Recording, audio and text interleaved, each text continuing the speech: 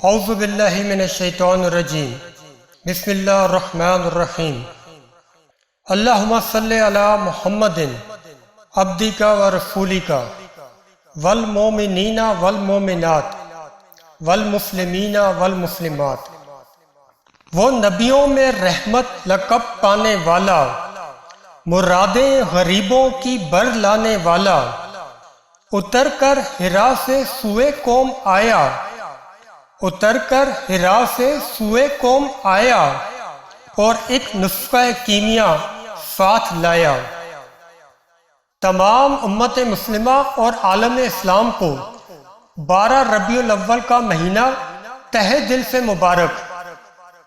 جیسا کہ آپ لوگ جانتے ہیں کہ 12 ربیع الاول کو سرکار دو عالم سرور کونین رحمت للعالمین حضرت محمد مصطفیٰ صلی اللہ علیہ وآلہ وسلم اس دنیا میں تشریف لائے، اور یہ دن ہمارے لیے عید سے بڑھ کے ہے۔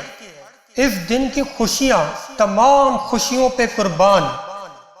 اس مبارک اور پر نور دن کی مناسبت سے عاشقان رسول صلی اللہ علیہ وآلہ وسلم اپنے جذبات کا اظہار کرتے ہیں، خوشیاں مناتے ہیں، حضور صلی اللہ علیہ وسلم کی شان میں گلہائے عقیدت پیش کرتے ہیں، آقا مصطفیٰ صلی اللہ علیہ وآلہ وسلم پر درود و سلام کے نذرانے پیش کیے جاتے ہیں۔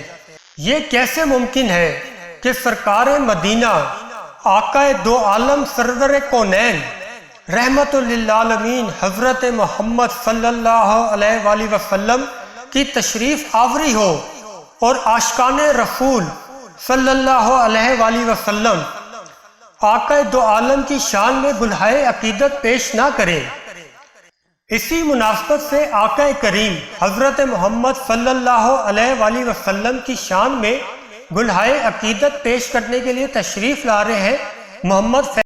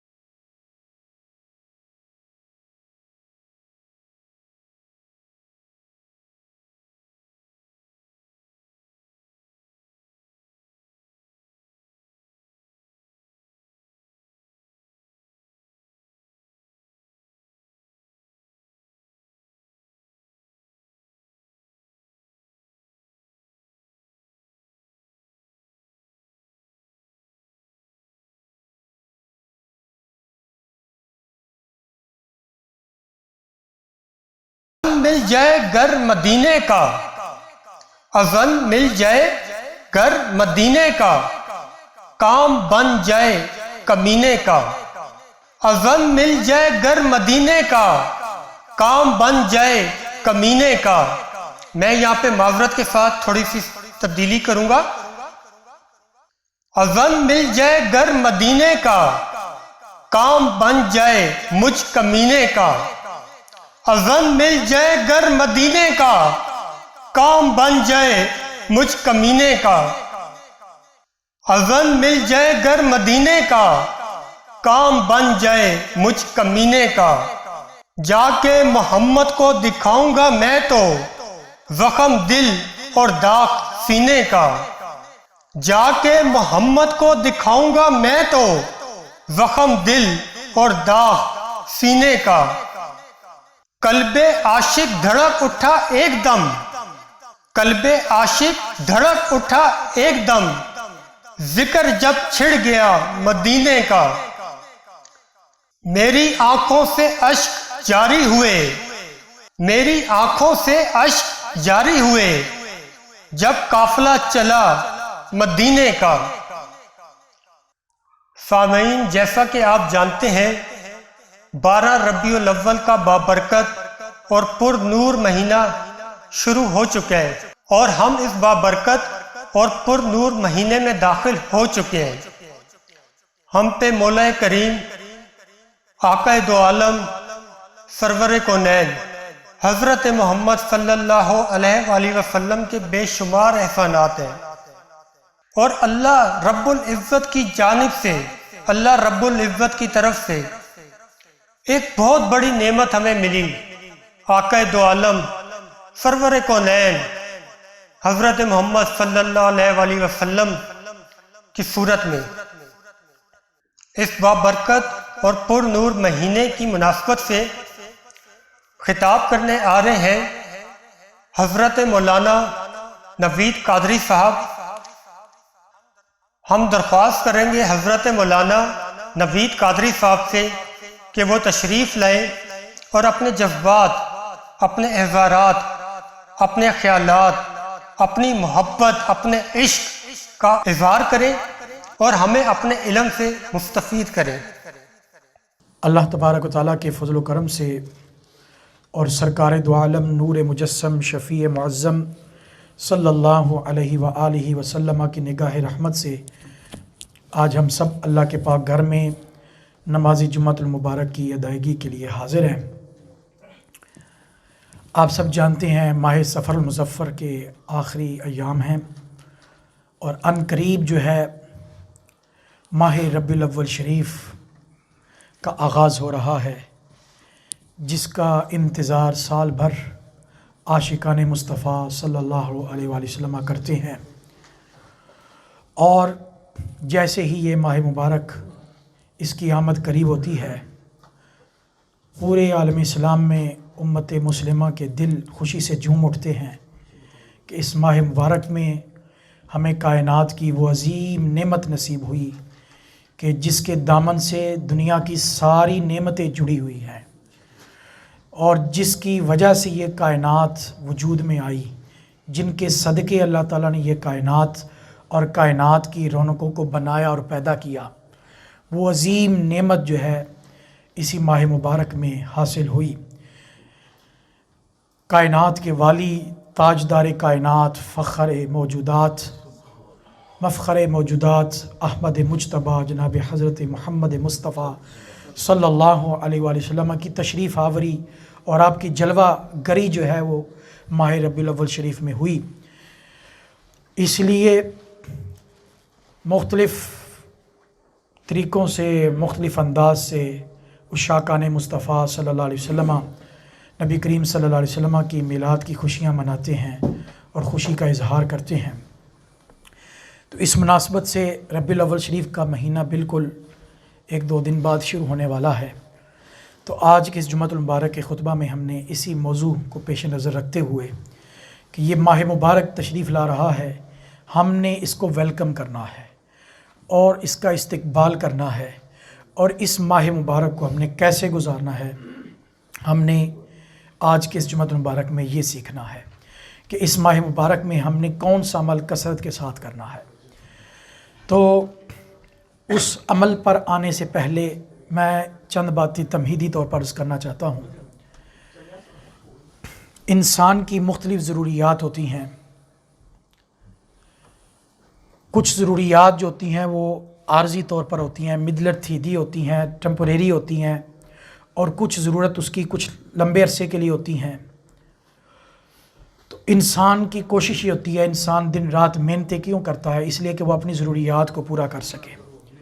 کھانے کی ضرورت ہے، پانی کی ضرورت ہے، سواری کی ضرورت ہے، یہ انسان کی مختلف ضرورتیں ہیں۔ کپڑوں کی ضرورت ہے، ہر انسان کے مختلف گھر کی ضرورت ہے۔ یہ انسان کے ساتھ یہ ضرورتیں جڑی ہوئی ہیں، اور انسان دن رات محنتیں کرتا ہے اپنی ان ضروریات کو پورا کرنے کے لیے، میں اچھے طریقے سے اپنی ان ضروریات کو پورا کر لوں۔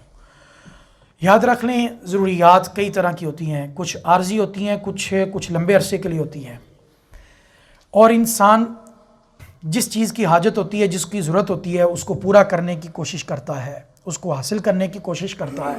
گھر کی ضرورت ہے تو انسان گھر کو حاصل کرنے کی کوشش کرتا ہے، گاڑی کی ضرورت ہے تو انسان گاڑی کو حاصل کرنے کی کوشش کرتا ہے، کھانے کی ضرورت ہے تو کھانے کو حاصل کرنے کی کوشش کرتا ہے، پیاس لگی ہے، پانی کی ضرورت ہے تو پانی کو پانے کی اور اس کو حاصل کرنے کی کوشش کرتا ہے۔ تو یہ ایک انسان کی فطرت میں یہ بات ہے، جس چیز کو اس کو ضرورت محسوس ہوتی ہے وہ اس کو پانے کی کوشش کرتا ہے۔ یہ ہم ایک دنیاوی اور مادی ضرورتوں کی بات کر رہے ہیں۔ ایک انسان کی ایسی ضرورت ہے جو عارضی طور پر نہیں ہے، جو ہمیشہ کے لیے ہے۔ وہ ضرورت اس کی اس دنیا میں بھی ہے، وہ ضرورت بہت ساری آپ کی ضروریات جو ہیں وہ آنکھیں بند ہونے کے ساتھ ہی وہ ضروریات ختم ہو جائیں گی۔ کھانے پینے کی ضرورت ہے، پانی کی ضرورت ہے، گھر کی ضرورت ہے، کپڑوں کی ضرورت ہے، یہ جتنی بھی انسان کی ضروریات ہیں، یہ ساری کی ساری جیسے ہی آنکھیں بند ہونی ہیں، یہ ساری ضروریات بھی ساتھ ہی ختم ہو جانی ہے۔ اس کو کسی چیز کی پھر ضرورت نہیں رہنی، صرف اس کو ایک سفید کپڑے میں ملبوس کر کے اس کو منو مٹی کے نیچے دفنا کے انسان آ جائیں گے۔ اس کے بعد پھر اس کو وہ نہ پانی کی ضرورت، نہ کھانے کی ضرورت، ان چیزوں کی پھر ضرورتیں ختم ہو جاتی ہیں۔ تو یعنی یہ ضرورتیں صرف اس دنیا کی حد تک ہیں، اس دنیا کی حد تک ہے، لیکن انسان ان کو پورا کرنے کی کوشش کرتا ہے۔ لیکن ایک ضرورت انسان کی ایسی ہے، وہ اس دنیا میں بھی ہے، سانسیں بند ہو جائیں، انسان قبر کی تنگ و تاریک کوٹھری میں منو مٹی کے نیچے چلا جائے، وہاں پر بھی اس کو ضرورت ہے، اور قیامت کے دن جب قبر سے نکالا جائے گا، میدان محشر میں جمع کیا جائے گا، اس وقت بھی اس کی ضرورت ہوگی، اور اس کے بعد پھر جب پل صراط پر سے گزارا جائے گا، اس وقت بھی اس چیز کی ضرورت ہوگی۔ پھر اس کے بعد اگلی بات کریں، جب میزان پر اعمال کو تولا جا رہا ہوگا، اس وقت بھی اس کی ضرورت ہوگی، میزان عدل پر بھی اس کی ضرورت ہوگی، پل صراط پر بھی اس چیز کی ضرورت ہے، قبر کی تنگ و تاریک کوٹری میں اندھیروں میں بھی ضرورت ہے، میدان محشر میں بھی ضرورت ہے، ہر موڑ پر، ہر جگہ پر اس کی ضرورت ہے۔ پھر کچھ ضرورتیں ایسی ہوتی ہیں وہ پوری ہوئی ختم ہوگی۔ پیاس لگی ہے، آپ کو پانی پینے کی ضرورت ہے، پانی پیا، پیاس بجھ گئی، ضرورت ختم ہو گئی۔ آپ کو بھوک لگی ہے، کھانا کھایا، کھانے کی ضرورت ہے، کھانا کھایا، اور آپ کی وہ ضرورت بولیں ختم ہوگی اور پوری ہوگی، ختم ہو گئی۔ اب دوبارہ جب آپ پیٹ بھر گیا، اب دوبارہ نہیں کھانا آپ کھائیں گے، کیونکہ اب ضرورت نہیں۔ جب دوبارہ بھوک لگے گی پھر آپ اس ضرورت کی طرف جائیں گے۔ اسی طرح اور مثالیں لے لیں، لیکن یہ جس چیز کی بات میں کر رہا ہوں، اس کی ضرورت جو ہے وہ تھوڑی دیر کے لیے نہیں ہے، اس کی ضرورت ہر سانس کے ساتھ ہے، ہر لمحے میں اس کی ضرورت ہے، ہر گھڑی میں اس کی ضرورت ہے، اور صرف اس دنیا میں ہی نہیں، اس دنیا میں بھی ضرورت ہے، عالم برزخ میں بھی اس کی ضرورت ہے، عالم آخرت میں بھی اس کی ضرورت ہے۔ آپ کہیں گے وہ کون سی چیز ہے جس کی ضرورت اتنی زیادہ ہے، جس کے بغیر ہم کچھ بھی نہیں ہے، ہماری کوئی حیثیت ہی نہیں، ہماری کوئی اوقات نہیں، ہماری کوئی وقت نہیں، نہ اس دنیا میں، نہ قبر میں، نہ آخرت میں، کسی بھی موڑ پر، کسی بھی جگہ پر ہماری کوئی حیثیت نہیں ہے اس چیز کے بغیر۔ اتنی اشد ضرورت ہے ہمیں اس چیز کی، اور وہ چیز کیا ہے؟ ذرا غور سے سنیے گا، وہ چیز ہے تعلق مصطفیٰ۔ وہ چیز کیا ہے؟ بولیں، تعلق نسبت مصطفیٰ، تعلق مصطفیٰ، تعلق رسول اور نسبت مصطفیٰ، یہ وہ چیز ہے جس کی ہمیں ہر پل، ہر لمحہ، ہر گھڑی ضرورت ہے، اس دنیا میں بھی اسی کے وارے نیارے ہوتے ہیں جو تعلق مصطفیٰ میں مضبوط ہوتا ہے، اور اسی کو یاد رکھا جاتا ہے، اسی کا ذکر سلامت رہتا ہے جس کے پاس تعلق مصطفیٰ اور نسبت مصطفیٰ کی دولت ہوتی ہے، اور قبر میں بھی وہی سرخرو ہوتا ہے، قبر میں بھی وہی کامیاب ہوتا ہے جس کے پاس تعلق مصطفیٰ اور نسبت مصطفیٰ کی برکتیں ہوتی ہیں۔ قبر میں جا کے انسان جواب دیتا ہے مر ربک، تمہارا رب کون ہے؟ وہ کہتا ہے ربی اللہ، میرا رب اللہ ہے۔ ٹھیک ہے، بات ختم ہو گئی۔ پھر پوچھا جاتا ہے ما دینک، تیرا دین کیا ہے؟ وہ کہتا ہے دینی الاسلام، میرا دین اسلام ہے۔ 2 سوالوں کے جواب ٹھیک دے دی اس نے۔ پھر جب پوچھا جاتا ہے ما کنت تقول فی حق ھذا الرجل، یہ جو نورانی شخصیت تمہارے سامنے جلوہ افروز ہیں، ذرا ان کی پہچان بھی کر، انہیں بھی پہچان۔ اب وہاں پہ آ کے انسان وہی بتا سکے گا نا جس کا تعلق ہوگا۔ تو تعلق والا تو بول دے گا ھذا محمد صلی اللہ علیہ وسلم، یہ وہ ہیں جن کی خاطر رب کائنات نے ساری کائنات سجائی ہے، یہ وہ عظیم ہستی ہیں، وہ تو بول دے گا نا، وہ کہہ دے گا۔ لیکن جو تعلق والا نہیں ہوگا، جس کے پاس تعلق کی دولت نہیں ہوگی، نسبت کی دولت نہیں ہوگی، تو پھر وہ وہاں پر مار کھا جائے گا۔ وہ 2 سوالوں کے جواب دینے کے باوجود بھی اسے کامیابی نہیں ملے گی۔ تو پتہ کیا چلا؟ سب سے زیادہ ضرورت جس بات کی ہے وہ تعلق مصطفیٰ کی ہے۔ اب ہم نے آج کے اس جمعہ میں، میں نے اور آپ نے، ہم سب نے مل کر یہ جائزہ لینا ہے کہ ہم تعلق مصطفیٰ کے معاملے میں کس جگہ پر کھڑے ہیں۔ کیا وہ تعلق کمزور ہے یا مضبوط ہے؟ اگر کمزور ہے تو ہم نے اس کو کیسے مضبوط کرنا ہے؟ یہ بات تو ہم نے سمجھ لی کہ اس کے بغیر ہم کچھ بھی نہیں ہیں۔ کسی نے کہا بڑی خوبصورت بات کہی، بری نازم کے ہستم امتے تو گناہگارم ولے خوش نصیبم، مجھے اس پر ناز ہے، فخر ہے کہ یا رسول اللہ میں آپ کا امتی ہوں، میرے پاس آپ کی نسبت ہے، آپ کا تعلق ہے، میں آپ کی نسبت میں ہوں، اور یہی میرے لیے بہت بڑا فخر ہے۔ قیامت کے دن دیکھیں نا آپ، یہ امت آخر الامم ہے، آخری امت ہے، لیکن جنت میں جانے میں یہ سب سے پہلی امت ہوگی۔ یہ آخر بھی ہے، اول بھی ہے، آنے میں آخر ہے، جنت میں داخلے میں جو ہے وہ اول ہے۔ حدیث پاک میں آقا علیہ السلام نے فرمایا اللہ تعالیٰ نے ساری امتوں پر جنت حرام کر دی ہے اتنی دیر تک جب تک امت مصطفیٰ جنت میں داخل نہ ہو جائے، جب تک حضور کی امت جنت میں داخل نہ ہو جائے۔ تو یہ کیا ہے ہمارے پلے، ہماری حیثیت کیا ہے؟ یہ ساری برکتیں ہیں اسی تعلق کی، اسی نسبت کی۔ اگر ہم اس تعلق سے خالی ہو جائیں، ہمارے پاس یہ تعلق مصطفیٰ کی دولت نہ ہو تو ہم کچھ بھی نہیں ہیں۔ اس کی ضرورت ہے ہمیں، ہم نے اس پہ غور کرنا ہے۔ تعلق ہم سب کے پاس ہے، دیکھنا یہ ہے کہ کہیں کمزور تو نہیں ہو گیا۔ اور پھر یہاں پر بھی ایک اور بات کر دوں، تعلق مصطفیٰ کی جو ہیں وہ 2 جہتیں ہیں۔ کتنی جہتیں ہیں بولیں؟ 2 رخ ہیں، 2 جہتیں ہیں۔ تعلق مصطفیٰ کی ایک جہت وہ ہے جو ہماری طرف سے ہے، اور تعلق مصطفیٰ کی ایک جہت وہ ہے جو گنبد خضرا والے کی طرف سے ہے، مدینے والے کی طرف سے ہے۔ یاد رکھ لیں، جو تعلق کی جہت مدینے والے کی طرف سے ہے اس میں نہ کمی ہے، نہ کمزوری ہے، نہ دوری ہے، نہ کوتاہی ہے۔ ادھر سے کوئی کمی، بولیں، ادھر سے کوئی کمی نہیں، ادھر سے کوئی کمزوری نہیں۔ تعلق میں جو کمیاں اور کمزوریاں ہیں وہ ساری کی ساری تعلق کی اس جہت سے ہیں جو ہماری طرف ہے، یعنی کمزوریاں، دوریاں جو ہیں وہ ہماری طرف سے ہیں۔ ادھر نہ کمی ہے، نہ دوری ہے، نہ کمزوری ہے۔ اس کا اعلان تو اللہ تعالیٰ نے خود قرآن پاک میں فرما دیا، النبی اولا بالمؤمنین من انفسہم، فرمایا لوگوں سن لو، نبی مومنوں کی جانوں سے بھی زیادہ ان کے قریب ہے۔ النبی اولا بالمؤمنین من انفسہم، یہ قرآن کا اعلان ہے۔ اب ذرا سوچیں، جان انسان کے کتنے قریب ہے؟ سوچ سکتا ہے کہ جان انسان کے رگ و پے میں سرایت کی ہوئی ہے۔ آپ کی آنکھیں دیکھ رہی ہیں تو آنکھوں میں جان ہے، کان سن رہے ہیں، کانوں میں جان ہے، زبان بول رہی ہے، زبان میں جان ہے، آپ کا دماغ کام کر رہا ہے، سوچ رہا ہے، تو یہ دماغ میں جان ہے۔ آپ چل رہے ہیں، آپ کے جسم میں جان ہے، جسم کے اعضاء کام کر رہے ہیں تو یہ اس میں جان ہے، یعنی جسم کے انگ انگ میں جان رچی بسی ہوئی ہے۔ تو ذرا سوچیں جان انسان کے کتنی قریب ہے، کتنی پیوست اور کتنی اس کی ذات کے ساتھ جڑی ہوئی ہے۔ تو اللہ تعالیٰ نے فرمایا محبوب مومنوں کی اتنی مومنوں کی جانیں ان کے قریب نہیں جتنے محبوب آپ ان کے قریب ہیں۔ ذرا یہ اتنا تعلق ہے، اتنا قرب ہے حضور کی ذات کی طرف سے۔ اب ایک انسان دیکھیں، سورج نکلا ہے، وہ پوری اپنی آب و تاب کے ساتھ چمک رہا ہے اور پوری کائنات میں اپنی چمک بکھیر رہا ہے، روشنی بکھیر رہا ہے، اپنی نورانیت بکھیر رہا ہے۔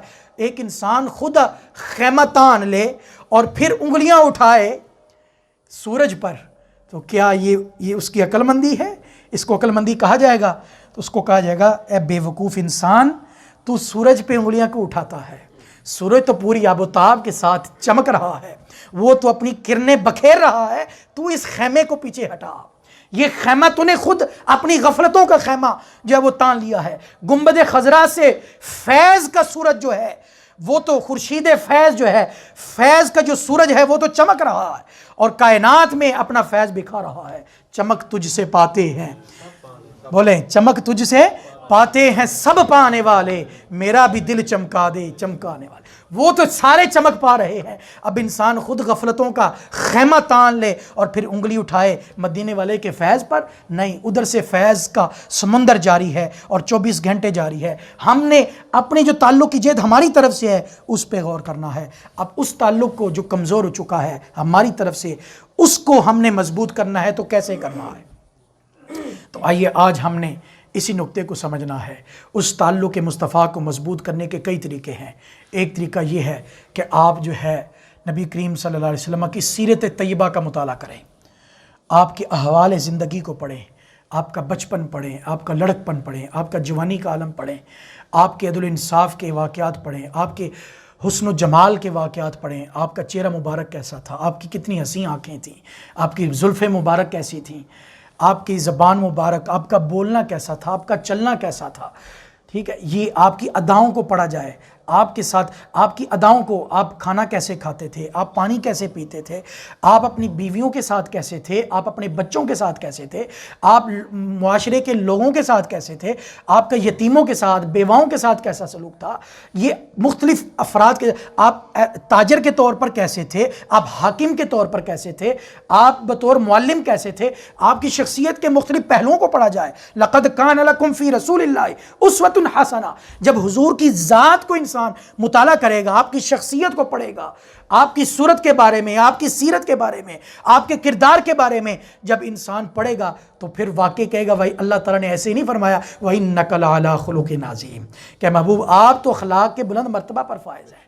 آپ خود حضور نے فرمایا انما بعثت لأتمم مکارم الاخلاق ومحاسن الاعمال، کہ بے شک مجھے بھیجا ہی اچھے اخلاق کی تکمیل کے لیے اور اچھے اعمال کی تکمیل کے لیے، ان کو پورا کرنے کے لیے مجھے بھیجا گیا ہے۔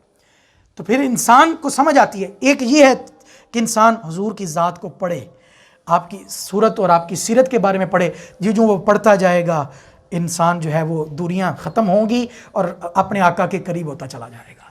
ایک یہ ہے طریقہ، اور ایک اور طریقہ یہ ہے کہ انسان جو ہے، ایک تو آپ نے سنا کہ حضور کی سنتوں کو پڑھے، سنتوں کا علم حاصل کرے اور ان پر عمل کرے، حضور کے اداؤں کو اپنائے تو وہ حضور کے قریب ہوتا جائے گا۔ جب آپ کے احوال کے بارے میں علم حاصل کرے گا، پھر ان پر عمل کرے گا تو پھر خود بخود دیکھیں نا، آپ خود سوچیں یہ کیسے قریب ہوگا۔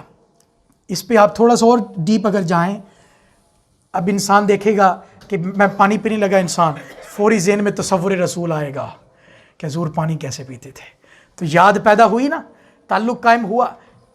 جب کھانا کھانے لگا فوری ذہن میں پھر تصور رسول آیا کہ حضور کھانا کیسے کھاتے تھے، وہ ادا میں نے اپنانی ہے جو میرے آقا اپناتے تھے۔ تو پھر یہ ایک تعلق قائم ہوا یا نہیں ہوا؟ پھر جب انسان سونے لگتا ہے تو فوری ذہن میں خیال آتا ہے کہ میرے آقا کیسے آرام فرماتے تھے، ان کے سونے کی ادا اور سنت طریقہ کیا تھا۔ پھر وہ فوراً جو ہے وہ اس ادا کو اپنائے گا۔ اللہ حاضل قیاس، آپ بقیہ زندگی کے تمام معاملات کو لے لیں، جب انسان یوں سوچنا شروع کر دے گا اور وہ پھر اس کا 24 گھنٹے حضور کی یاد میں گزریں گے۔ یہ ہے تعلق کا مضبوط ہونا۔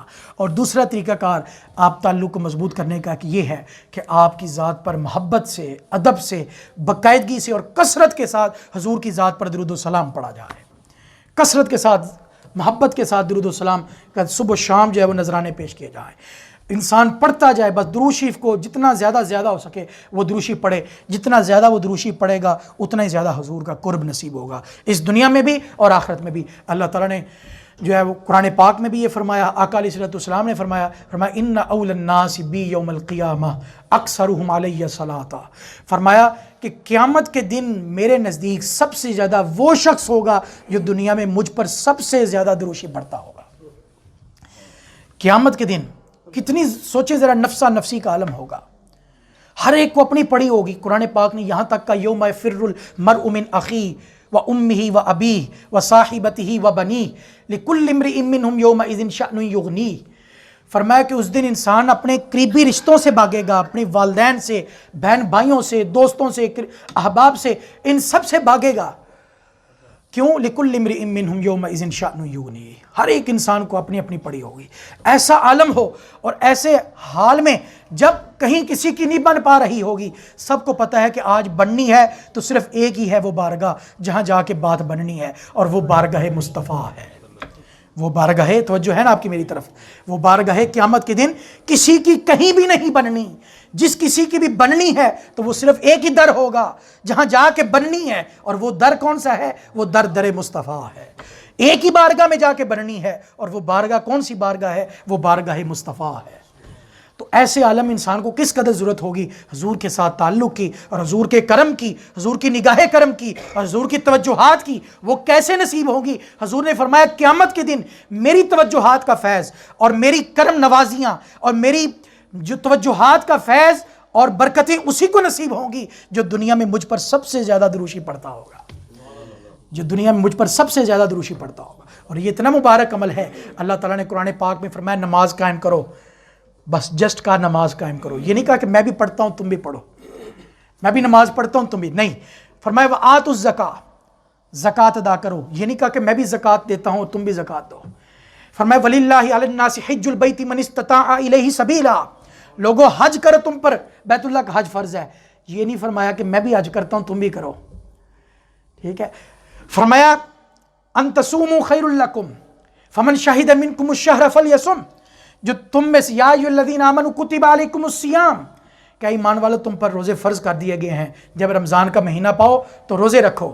تو یہ نہیں کہا کہ میں بھی روزے رکھتا ہوں لہذا تم بھی روزے رکھو، نہیں، اتنی عبادات کا اللہ تعالیٰ نے حکم دیا، لیکن کسی بھی عبادت کے بارے میں رب کائنات نے یہ نہیں فرمایا کہ میں بھی کرتا ہوں تم بھی کرو، نہیں، جب باری آتی ہے محبوب پر درود و سلام پڑھنے کی تو اللہ پہلے اپنا عمل ذکر کرتا ہے، پھر مومنوں کو حکم دیتا ہے۔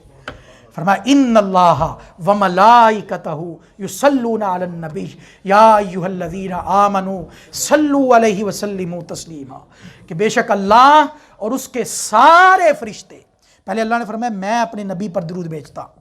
اب یہاں پہ کوئی یہ نہ سمجھ لے کہ ہمارا درود پڑھنا اور رب کا درود پڑھنا ایک ہے، نہیں، رب اپنی شان کے مطابق وہ محبوب پر درود بھیجتا ہے، اس کا درود اور ہے، اور پھر غلام جو اس کے محبوب کے غلام درود پڑھتے ہیں یہ درود اور ہے، یہ اور حیثیت سے ہے۔ حقیقت میں یاد رکھ لیں درود پڑھتا رب ہی ہے، درود عمل حقیقت میں رب کا ہی ہے اور کسی کا نہیں، حقیقت یہ ہے۔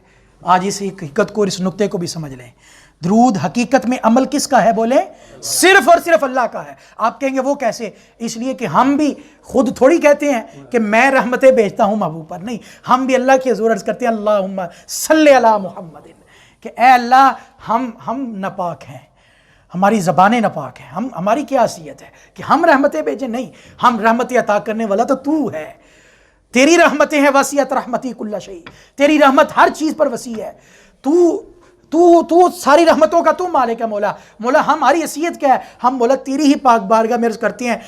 تو دیکھیں نا، اللہ نبی کریم صلی اللہ علیہ وسلم نے اپنے اس دوست سے، اپنے یار غار سے جو سفر و حضر میں تنہائیوں میں حضور کے ساتھ رہے، کتنا قرب حضور کا نصیب ہوا، سیدنا ابو بکر صدیق رضی اللہ عنہ، حضور ان سے فرما رہے ہیں یا ابا بکر لم یعرفنی حقیقتا سوا ربی، کہ میری حقیقت کو میرے رب کے سوا کوئی نہیں جانتا۔ یہ ابو بکر سے حضور فرما رہے ہیں، ہماری کیا حیثیت ہے؟ ابو بکر سے حضور فرما رہے ہیں کہ میری حقیقت کو، حقیقت مصطفیٰ کو جو ہے وہ اللہ کے سوا کوئی نہیں جانتا۔ خدا کی عظمتیں کیا ہیں محمد مصطفیٰ جانے، اور حضور کا مقام کیا ہے وہ خود خدا جانے۔ محمد سے پوچھو صفت خدا کی، خدا سے پوچھئے شان محمد، ایک محمد کے بدلے خدا نے دے دیا سب کچھ، کریم کا کرم بے حساب کیا کہنا۔ تو کہنے کا مقصد یہ ہے ہمیں تو پتہ ہی نہیں ہے مقام مصطفیٰ کیا ہے، تو ہم اللہ کی بارگاہ میں عرض کرتے ہیں مولا تو مقام مصطفیٰ جانتا ہے، تو شان مصطفیٰ کو جانتا ہے، تو رتبہ مصطفیٰ کو جانتا ہے، ہم تیری ہی بارگاہ میں عرض کرتے ہیں مولا تو محبوب کی شان کے لائق محبوب پر درود و سلام اور رحمت نازل فرما دے۔ تو اس لیے پتہ کیا چلا، حقیقت میں درود جو ہے وہ عمل اللہ ہی کا ہے، اللہ ہی، ہم بھی اللہ کے حضور عرض کر دیتے ہیں، ہمارا درود یہی ہے کہ ہم دعا کرتے ہیں اور ہم اللہ کے حضور عرض کرتے ہیں مولا تو اپنی شان سے جو ہے وہ اپنے محبوب پر درود نازل فرما دے، رحمت نازل فرما دے۔ تو اللہ تعالیٰ نے فرمایا بے شک میں درود بھیجتا ہوں، اور پھر فرمایا وَمَلَائِکَتَهُ، یہ جو ملائکہ کا لفظ ہے یہ جمع ہے ملکن کی۔ کس کی جمع ہے؟ ملک۔ ملک کہتے ہیں ایک فرشتے کو، اور ملائکہ کہتے ہیں زیادہ فرشتوں کو۔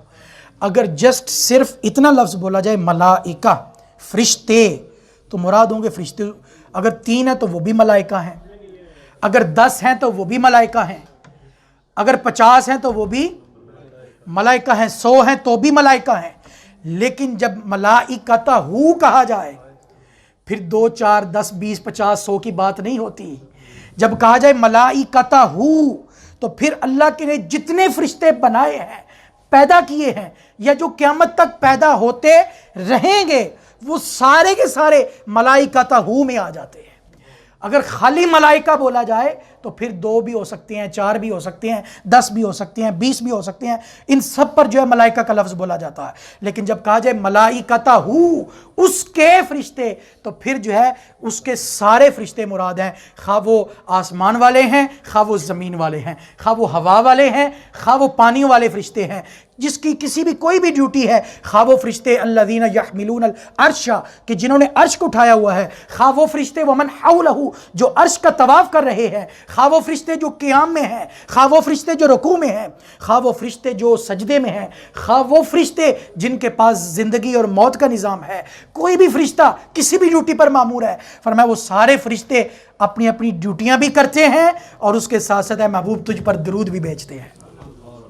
اتنا اللہ نے اس سلسلے کو وسیع کیا ہے۔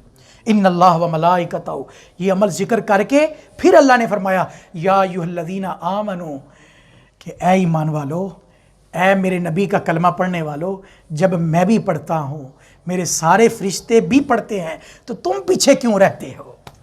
تم پیچھے کیوں رہتے ہو؟ یا ایھا الذین آمنو، اے ایمان والو، صلو علیہ وسلموا تسلیما، تم بھی محبت کے ساتھ جھوم کر اپنے آقا پر جو ہے وہ کثرت کے ساتھ دروشی پڑھا کرو، وسلموا تسلیما، اور سلاموں کے نذرانے پیش کیا کرو۔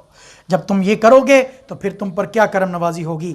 فرمایا ایک کرم نوازی یہ ہوگی، فرمایا آقا علیہ السلام نے من صلی علیہ واحدۃ صلی اللہ علیہ عشرہ، جو بندہ مجھ پر ایک مرتبہ دروشی پڑھتا ہے، ادھر سے ایک مرتبہ ہے، فرمایا اللہ تعالیٰ کی طرف سے اس پر 10 رحمتیں نازل ہوں گی، 10 گناہ معاف ہوں گے، 10 درجے بلند ہوں گے، اتنی مہربانیاں اور کرم نوازی ہوں گی۔ اور صرف اتنا ہی نہیں، حضور فرماتے ما من احد یسلم علیہ، صحیح مسلم شریف کی حدیث پاک ہے، ما من احد یسلم علیہ الا رد اللہ علیہ روحی فارد علیہ، فرمایا کوئی بھی میرا امتی کسی بھی جگہ پر ہو، کسی بھی جگہ پر ہو، فرمایا جب وہ مجھ پر سلام پڑھتا ہے تو اللہ تعالیٰ نے یاد رکھ لیں میرا معاملہ تمہاری طرح نہیں ہے، فرمایا اللہ نے میری روح میرے جسم میں لٹا دی ہے، میری روح میرے جسم میں لٹا دی ہے، فرمایا فارد علیہ، میں تمام درود و سلام پڑھنے والوں کے درود و سلام کو سنتا بھی ہوں اور ان کے سلام کو انہیں جواب بھی عطا کرتا ہوں۔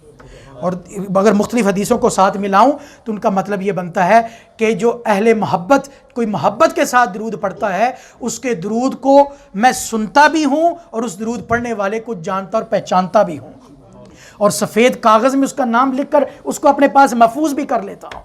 اتنا اہتمام ہوتا ہے اور اتنی کرم نوازی۔ اور پھر یہاں تک حضور نے فرمایا حیثما کنتم فصلوا علیہ، تم یہ نہ دیکھو کہ تم میرے گنبد خضرا کے پاس یہاں حاضری کے لیے نہیں آ سکتے، ظاہری رکاوٹیں ہیں، نہیں پہنچ سکتے، تو تمہارا درود میرے پاس نہیں پہنچے گا، یا تم درود پڑھو گے تو مجھے کوئی خبر نہیں ہوگی، نہیں، فرمایا حیثما کنتم، تم جہاں کہیں بھی ہو، جہاں کہیں بھی ہو، فصلوا علیہ، بس تمہارا کام درود پڑھنا ہے، فإن صلاتکم تبلغنی، تم کہیں بھی ہوگے تمہارا درود وہاں سے بھی میرے پاس پہنچ جائے گا، تمہارا درود وہاں سے بھی میرے پاس پہنچ جائے گا۔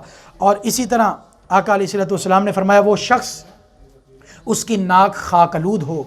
بدبخت ہے وہ شخص اور اللہ کی رحمت سے محروم ہے وہ شخص جس کے سامنے حضور کا ذکر ہو اور اس کو پتہ بھی نہ چلے اور ویسے حضور کا ذکر سننا انسنا کر دے، اسے کوئی خبر بھی نہ ہو۔ نہیں، عاشق کا حال یہ ہوتا ہے جب حضور کا نام سنتا ہے جھوم اٹھتا ہے اور پھر فوراً اس کی زبان پر درود شریف جاری ہو جاتا ہے، اس کی زبان پر فوری جو ہے وہ درود و سلام کے نذرانے جاری ہو جاتے ہیں۔ اور آقا علیہ الصلوۃ والسلام نے فرمایا، حضرت سیدنا عمر بن خطاب کی حدیث پاک ہے کہ دعا جو ہے ان دعا موقوف بین السماء والارض، کہ دعا زمین اور آسمان کے درمیان لٹکی رہتی ہے، موقوف رہتی ہے، اوپر نہیں چڑھتی آسمانوں کی طرف، یعنی وہ درجہ قبولیت نہیں پاتی جب تک انسان جو ہے حتیٰ تصلی علی نبی جی کا، جب تک وہ نبی کریم صلی اللہ علیہ وسلم کی ذات پر درود نہ پڑھ لے اور دعا اپنی دعا میں درود کو شامل نہ کر لے تو وہ دعا درجہ قبولیت نہیں پاتی، رب کی بارگاہ میں پہنچتی ہی نہیں ہے۔ تو دعا کے بارے میں حضور نے فرمایا الدعاء مخ العبادہ، دعا عبادت کا مغز ہے۔ جب دعا جیسی عبادت درود کے بغیر اللہ کی بارگاہ نہیں پہنچتی اور وہ درجہ قبولیت نہیں پاتی تو دیگر عبادات آپ سوچیں وہ کیسے۔ اس لیے اللہ تعالیٰ نے نماز میں بھی درود کو رکھا، جہاں آپ کہتے ہیں ایاک نعبد و ایاک نستعین، وہاں آپ کہتے ہیں السلام علیکہ ایھا النبی، ان لفظوں میں حضور کی بارگاہ میں سلام بیچتے ہیں، اور پھر آپ کہتے ہیں اللہم صلی علی محمد وعلی آل محمد کما صلیت علی ابراہیم وعلی، یعنی اس کو نماز جیسی اہم ترین عبادت میں بھی اس کو درود کو اس میں اس کا حصہ بنایا گیا اور اس میں اس کو شامل کیا گیا۔ بہت ساری احادیث مبارکہ ہیں درود شریف کی فضیلت میں، وقت نہیں ہے میرے پاس، بس اتنا یاد رکھیں کہ انسان کی ہر نیک اور جائز حاجت کو پورا کرنے کے لیے درود و سلام بہترین وظیفہ ہے۔